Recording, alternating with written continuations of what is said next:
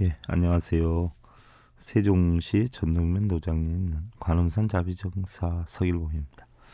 우리 불자님들이요, 우리에게 절망은 누구에게나 또는 어디에나 있지만요, 중요한 것은 그 괴로움이 목표를 이루기 위한 진통이 되고요, 앞길을 개척할 활력이 되고요, 이상을 펴나갈 힘이 되어서 무엇인가를 창조해 나가기 위한 열정이었으면 하는 바람입니다.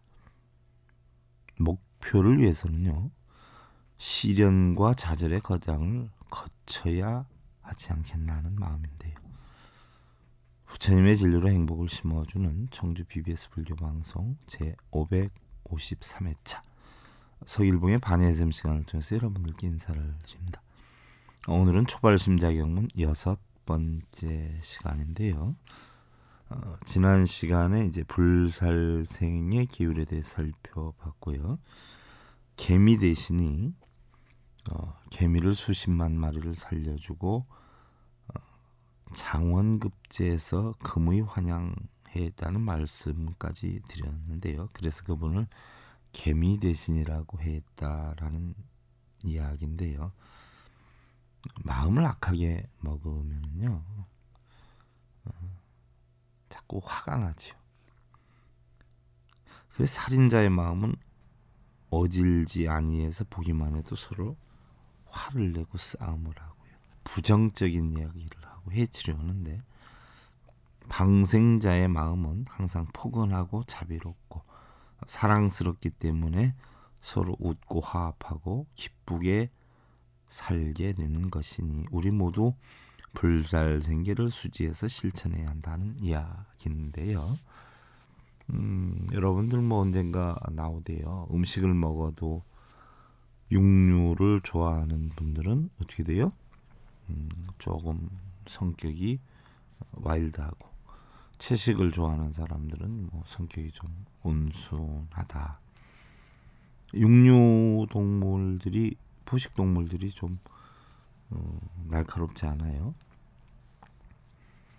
또 우리가 어떤 자연의 이치학을 놓고 볼 때 수저를 많이 사용하는 분들은요, 내가 먹기 싫은 것까지 떠먹어야 되니까 포용력이 있고 배려심이 있고 참을성이 있는데, 젓가락을 위주로 쓰는 사람들은 이기주의적이고 자기뿐이 모른다.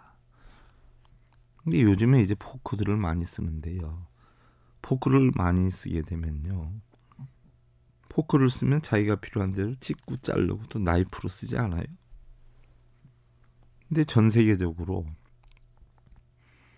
다른 나라를 침략해서 포악하게 해서 결국은 자기의 식민지로 만들었던 민족들이 다 십자가를 믿는 나라들이고 포크를 사용한 나라들이란 말이죠.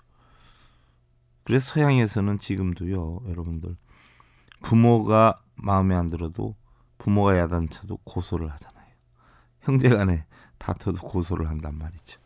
제가 미국 BBS 불교방송 한 10년을 했는데 다녀보면요, 그 친구들이 가장 의아해하는 것이, 우리나라 아이들은 형제끼리 어떻게 돼요? 때리고 도망가고 치고받고 너 죽어 했다가도 막 씨름도 하고 막 이러는데, 외국 아이들이 그런 걸 보면 너 그래, 당장 경찰서에 신고해, 고발해, 고소해, 이런단 말이에요. 그러니까 한국하고는 어떤 의식 구조가 너무 다르죠. 포크를 쓰는 민족과 수저를 쓰는 민족의 차이입니다. 사실 요즘 뭐 어떤 분들은 양손으로 또 많이 쓰대요. 근데 이 어떤 이치학적으로 보면 양손을 많이 쓰는 사람들이 두뇌는 더 발달할 수는 있지만 보편적으로 천재 아니면 둔재 뭐 이런 영향이 많이 따른다. 그런데 어떻게 됐든 우리가 가정사에서도 보면은요, 자연의 이치가 많이 형성되는 게 있어요. 여러분들 뭐 집에서 치약을 쓰더라도 윗부분에서 짜는 사람들은 인내와 끈기가 없어서 뭐 성공하기가 쉽지 않고, 또 아랫부분에서 짜는 사람들은 뭐 참을성이 있게 되고요. 또 관상학적으로 보면 눈이 큰 부부들은 뭐 허영심이 많고 낭비가 많아서 자멸하게 된다는 것이 있고요.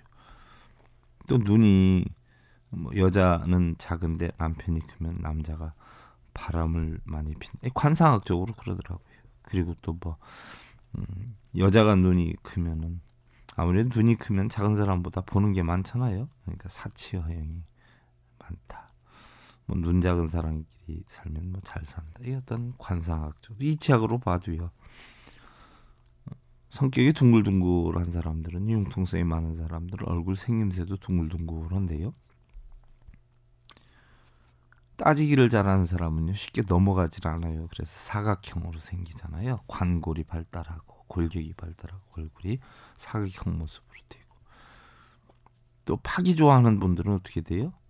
삼각형으로 역삼각형으로 생기잖아요. 그래서 역삼각형인 사람들이 보편적으로 신경이 예민하니까 위장이 약하고 장이 약하고 뭐 하나 있으면 밤새도록 끌탕을 쥐고, 그래서 그 삼각형 모습으로 생긴 사람끼리 결혼하면요 한 사람은 이 방에 있고 한 사람은 저 방에 있게 되고, 사각진 사람끼리 살면은 맨날 따지느라고 정신없고요. 꼭 둥근 사람이 하나씩 껴야 된다 그러죠. 근데 둥근 사람들끼리 살면요 제동이 걸리질 않으니까 문제가 된다는 거예요. 그게 뭐 어떤 자연의 이치인데요. 어떻게 됐든 우리가 두 번째로 불투도의 계율이다. 몸을 받는 원인과 육도 윤회의 근본은요 모두 탐욕이 기초가 되고요. 도둑질이라고 하는 것은 주지 않는 것을 가져오는 것인데요.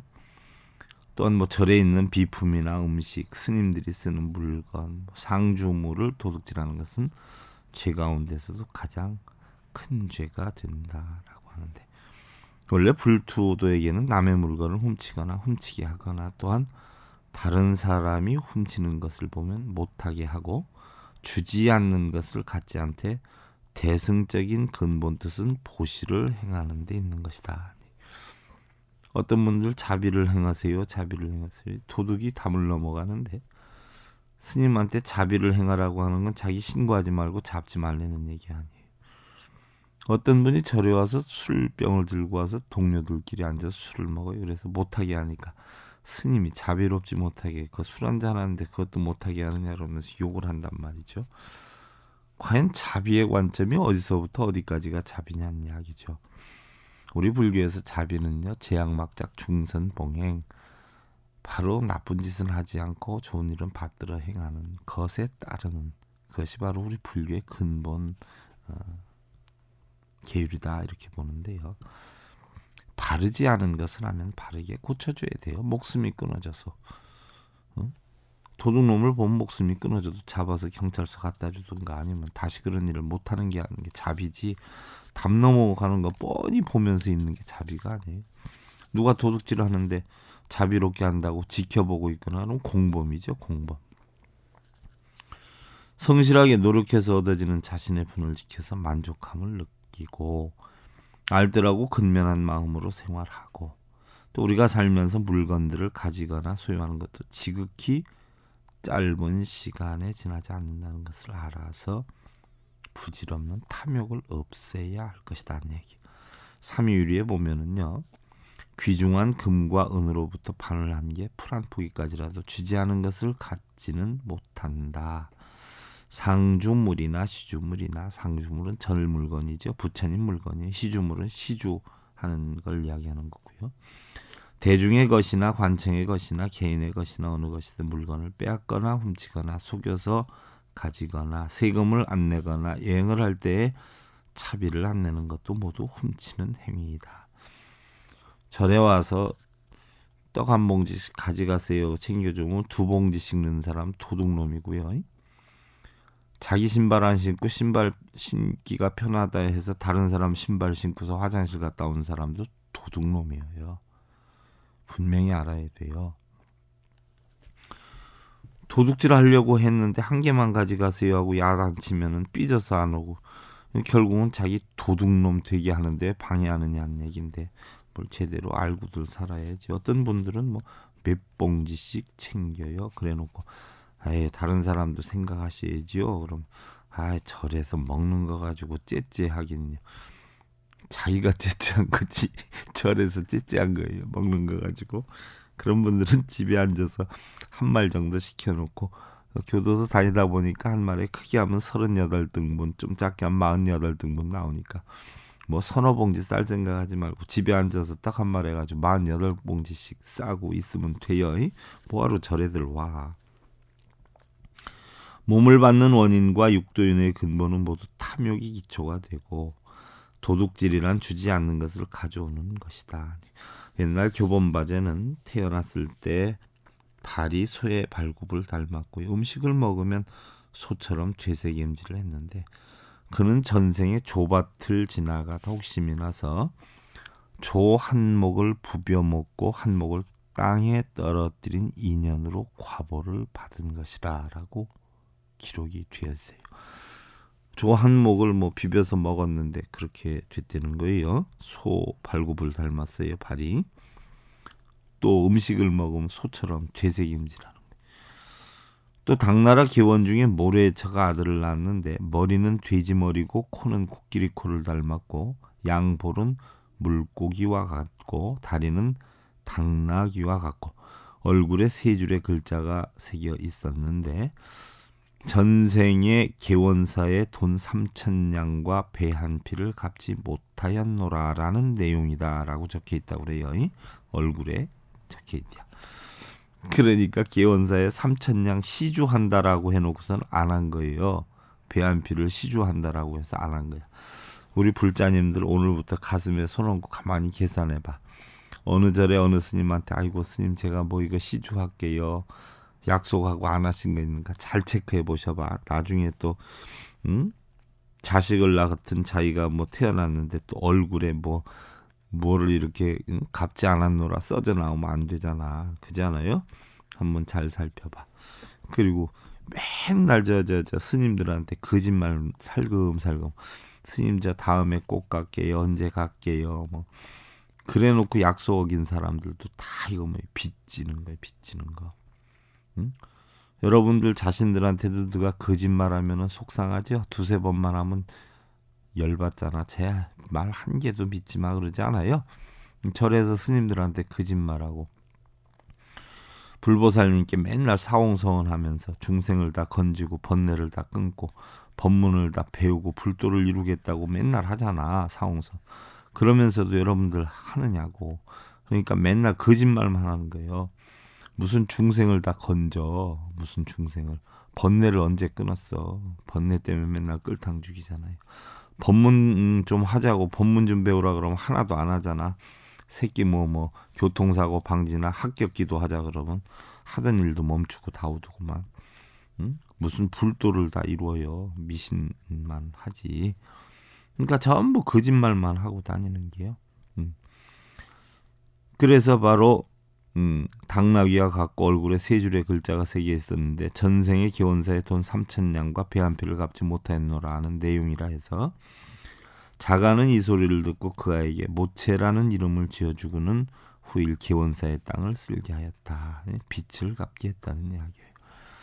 또한 절에 있는 비품이나 음식, 스님들이 쓰는 물건 등 상주물을 훔치는 것은 제 가운데서도 가장 큰 죄가 된다 해서 방등경에서의 화치보살은 아버지를 죽이거나 어머니를 죽이고 아란을 죽이고 화합을 깨뜨리고 부처님의 몸에 피를 내게 하는 오욕죄는 능히 구할 수 있지만 상주물을 훔친 자는 내가 능히 구원하지 못한다라고 하였으니 절에 있는 볼펜 쓱 갖다 쓰고 절에 책꽂이에 있는 책들 쓱쓱 자기 마음대로 갖다 보고 가져가고 절의 물건들은 공짜들인 줄 알아.